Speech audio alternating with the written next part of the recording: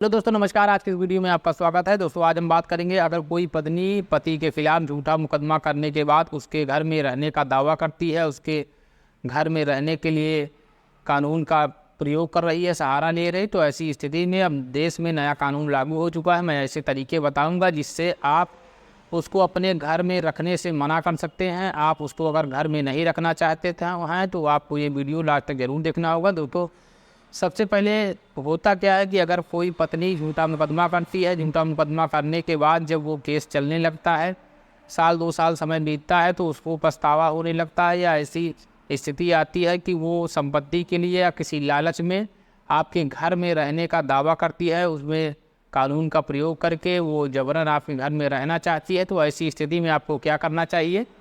दोस्तों, सबसे पहले अभी तक क्या नियम था कि अगर जैसे मुकदमा करने के बाद उसको इजाज़त मिल जाती थी कि वो आपके घर पर रह सकती थी, लेकिन अब जो नया कानून है उसके तहत मैं आपको ऐसे तरीके बताऊंगा कि आप उसको मना कर सकते हैं। उसको अपने घर में नहीं रखना है तो बिल्कुल आप ना रखें। दोस्तों, अभी तक जो मुकदमे का प्रारूप था, जो प्रकरण था, वो सब कुछ बदल चुका है, धाराएं बदल चुकी है, नया कानून बदल चुका है। देश में नए कानून के तहत अब जो भी केस होंगे वो नए कानून के तहत होंगे। तो ऐसी स्थिति में आपको ये जानना बेहद ज़रूरी है कि अगर आपकी पत्नी झूठा मुकदमा करने के बाद आपके घर में रहने का दावा करती है तो आपको क्या करना चाहिए। तो सबसे पहले आपको ये जानना होगा कि अगर आपकी पत्नी आपके घर या संपत्ति पे रहना चाहती है, कब्जा करना चाहती है, तो वो संपत्ति अगर आपके माता पिता के नाम से है, अगर सास ससुर के नाम से वो घर है जिस पे जहाँ वो रहने का अधिकार कानून से मांग रही है, तो ऐसी स्थिति में सास ससुर यानी जो पति के माता पिता हैं, अगर वो सीनियर सिटीजन हैं तो उनको सीनियर सिटीजन एक्ट के तहत कार्रवाई करनी चाहिए, कंप्लेन करनी चाहिए, उस पर कार्रवाई होगी और वहाँ उसको रहने से मना कर दिया जाएगा। और जो दूसरा नियम है, अगर वो घर पति के माता जी का है, अर्थात जो सास हैं, अगर उनके नाम पे वो घर है, जो प्रॉपर्टी जो घर है अगर सास के नाम पे है, तो वो घरेलू हिंसा का भी मुकदमा कर सकती है। जी हाँ दोस्तों, मैं आपको पिछली वीडियो में भी बता चुका हूँ, घरेलू हिंसा का मुकदमा कोई भी महिला कर सकती है। अगर उसकी बहू ने, उसके बेटे की पत्नी ने उस पर कोई घरेलू हिंसा की है या उसके साथ कोई जाति की है, तो वो घरेलू हिंसा का मुकदमा कर सकती है और अपने घर में रखने से उसको मना कर सकती है। ये दोनों कंडीशन दोस्तों पति पत्नी, वो पति के सास या ससुर अर्थात जो पति के माता पिता हैं उनके लिए है।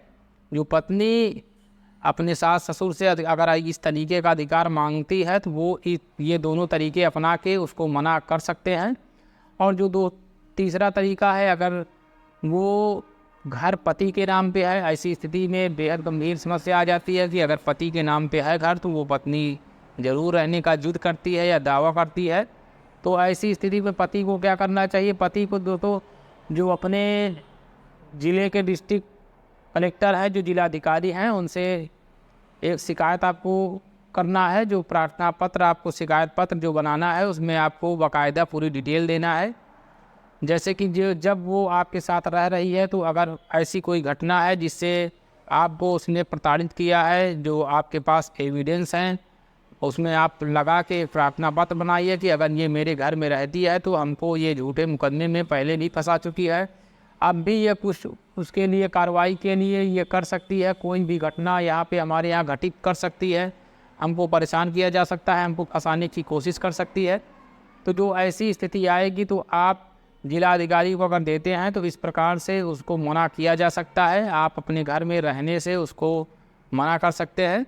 अगर वो इसके बाद भी नहीं, जैसे कि मान लीजिए पति पत्नी दोनों सहमत हैं, उसके बाद अगर झगड़ा कोई विवाद होता है या अगर विवाद के बाद वो सहमति देती है कि अब मैं ऐसा नहीं करूँगी, तो भी आपको एक शिकायत पत्र देने के बाद ही उसको सहमति पत्र प्राप्त करने के बाद ही आपको रखना है। ऐसे अगर केस चलते समय आप अपनी पत्नी को सहारा देते हैं या रखने का, वो रहने का दावा करती है और आप उसको अपने घर में रहने के लिए पनाह देते हैं, तो वो आपको नाजायज़ किसी भी मुकदमे में फंसा सकती है या कोई भी कार्रवाई के लिए आपको जिम्मेदार ठहरा सकती है। तो दोस्तों, अगर हमारा वीडियो आपको अच्छा लगा हो तो हमारे चैनल को सब्सक्राइब करके बेल आइकन को ज़रूर दबा दें।